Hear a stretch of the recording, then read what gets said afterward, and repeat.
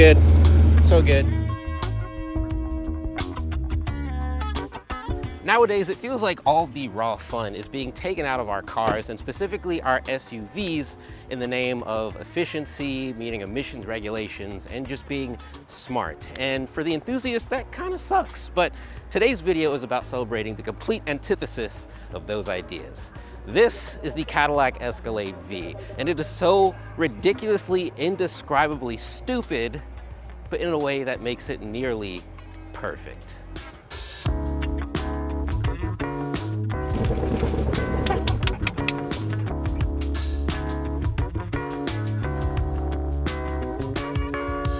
Let's make something abundantly clear. I've never in my life been an Escalade fan or enthusiast. Oh, tunnel. Normally if I'd see one, I'd go, hey, I wonder what important person is in there. Or, Jesus Christ, that thing looks big as shit. But when I was made aware of the fact that there's a version of the Escalade that features the same powertrain as my favorite super sedan ever, I had to see what it was about. So firstly, thank you to Paige at GM for hooking this up. This has been a really fun car. We'll get into all the Escalade luxury stuff later, but I firstly want to talk about what makes this Escalade V so darn special, and it starts under the hood. The V trim features a 6.2 liter V8 that's been supercharged, so we're making 682 horsepower and 653 pound-feet of torque. Basically, Cadillac took the glorious V8 setup from the CT5e Blackwing, shoved it in an Escalade, and gave it a slight power bump. But what does that mean exactly in terms of the experience? Well, it means your commutes are gonna sound like this.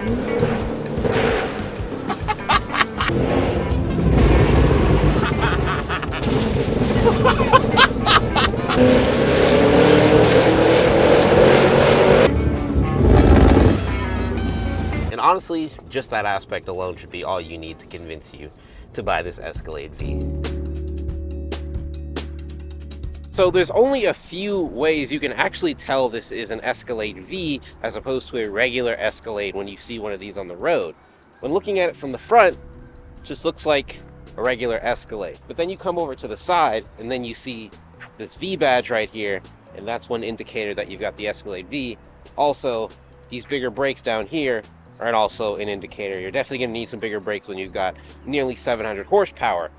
And then the fun really begins when you get to the rear of the car, and then you can see down here, you've got these quad exhaust tips looking very mean. Got the nice square shape, the signature Cadillac V design. And then we've got another V badge in the back.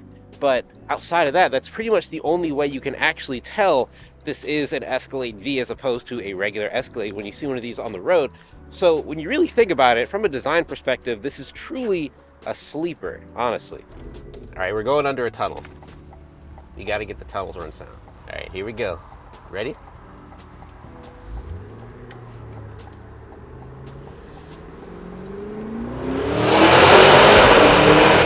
Mated to this 6.2 liter V8 is a 10-speed automatic transmission, the same one that we had in the CT5e Blackwing that I reviewed, and you've still also got these super clicky paddle shifters that I love to engage with. But yeah, it's definitely not any faster than it was in the Blackwing that I reviewed, but given the overall size and performance of this car, I feel as though the speed of the transmission and how quick it is to engage shift is almost perfectly matched to the overall performance of the car. Granted, this car has 682 horsepower, but keep in mind, still weighs 7,700 pounds before there's anyone in the freaking car. So it's definitely not a supercar in terms of performance. Don't get it twisted. Still definitely fun to drive, but just not a supercar, and I feel like the overall performance of the transmission is perfectly matched to this massive super yacht. Something that I find quite bizarre is that this car's only got a top speed of 125 miles per hour, and obviously that's an electronic limitation, as there's no way the car can't go faster than that with the engine it's got inside. But this car's competition can do like 150, 175, and I really wonder if that electronic limitation is because of a genuine safety concern, or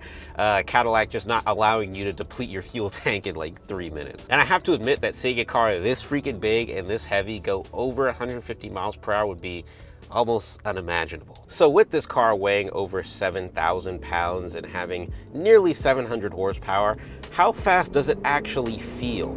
Well, it's certainly no Tesla in terms of the throw you back in your seat feeling, but it's not a slow car either. 0 to 60 is done in just 4.4 seconds, despite this being an absolute brick of a vehicle that is a literal protest of aerodynamics. And I think because of how high up you are on the road and how smooth the suspension is, you kind of lose that sensation of speed that you would get in like a sports car when you're accelerating. So a lot of the times when you're going like nearly 100 miles an hour, in Mexico of course, it doesn't feel incredibly just exhilarating to drive in terms of pure speed. But don't get me wrong, it's not a slow car, just, you know, not a supercar, not the CT5e Blackwing. If you were expecting to have the exact experience in terms of performance just in an SUV, you're definitely wrong. But it's still a fun car to drive, and keep in mind, this is an Escalade. This is not necessarily a Porsche Cayenne Turbo GT competitor or a BMW X5M competitor. This car really sits in a league of its own in terms of what it's trying to do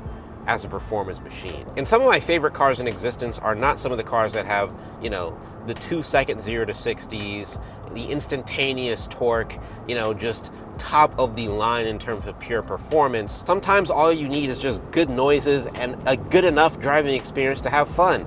So when I blip down into 5th gear and do this,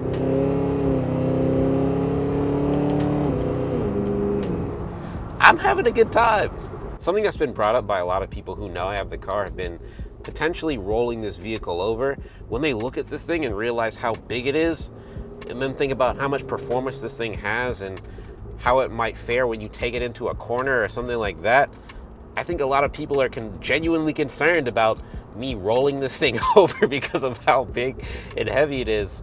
And honestly, I gotta say, the suspension is doing great work here, not just for standard cruising, but for actually, you know, taking some corners slightly hard. Trust me, okay, let's get this out the way right now. This is no Porsche Cayenne, this is no BMW X5M in terms of handling, right? But for how big and heavy and non-aerodynamic this thing is, it's pretty good. Like, it's not bad, right?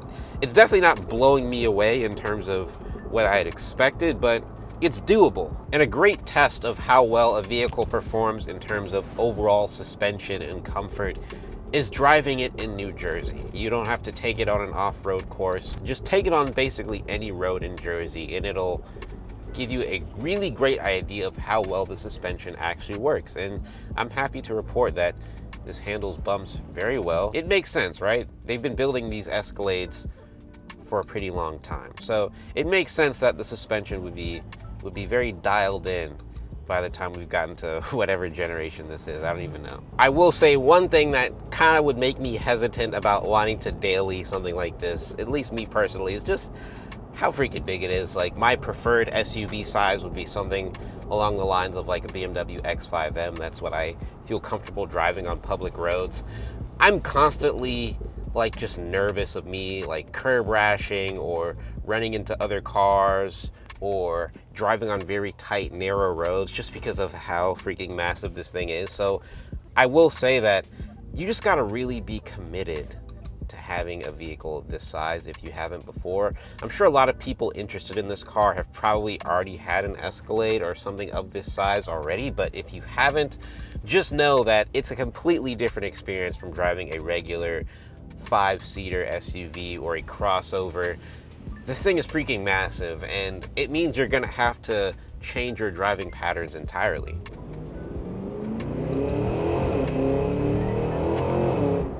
But then you can also do that.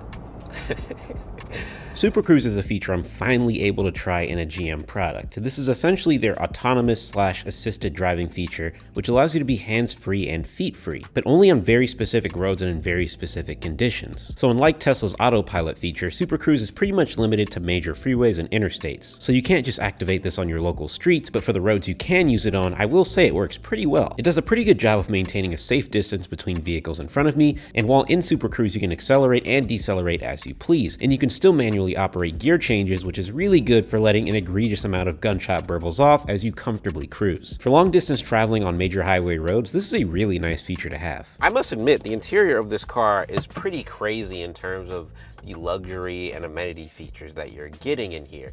At the end of the day, this is an Escalade, so the idea is for everyone inside this vehicle to ride in peak comfort. You've got these super comfortable seats that are heated, cooled, and have massage functionality. You've got rear seat displays to keep the kiddos entertained. They also come with these headphones that our audio producer here at the studio says are quite bad, but that's unfortunate. I haven't got to try them for myself. We've even got a fridge in the front here that genuinely keeps stuff cold. I've had my lunch in here for like the past half hour, and it's genuinely kept it cold. There's like frosting around the edge of the fridge, which is nice.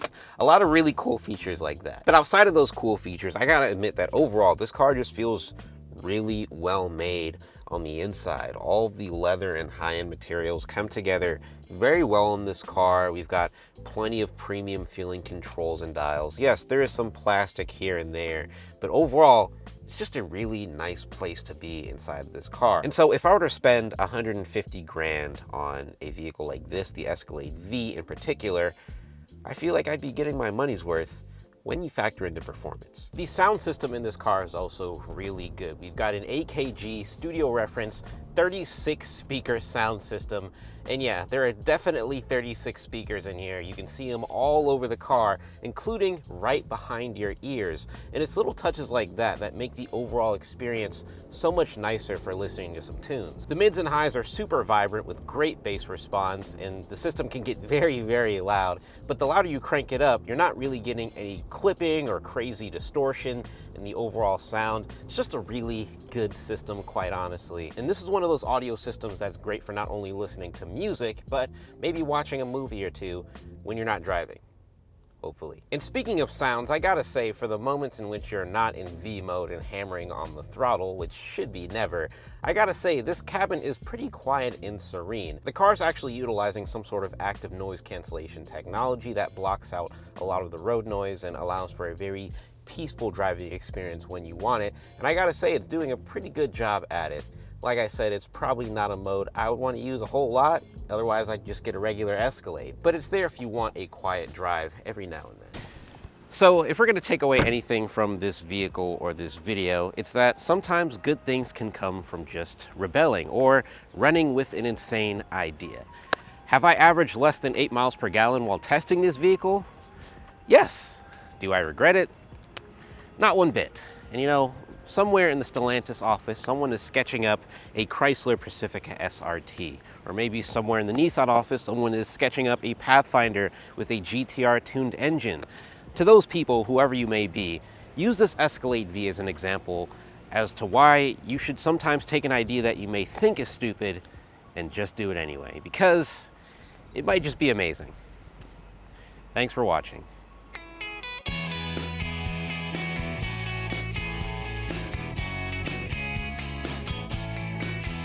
All right, this cop wants me to rev the car, so I'm gonna rev it. Here we go.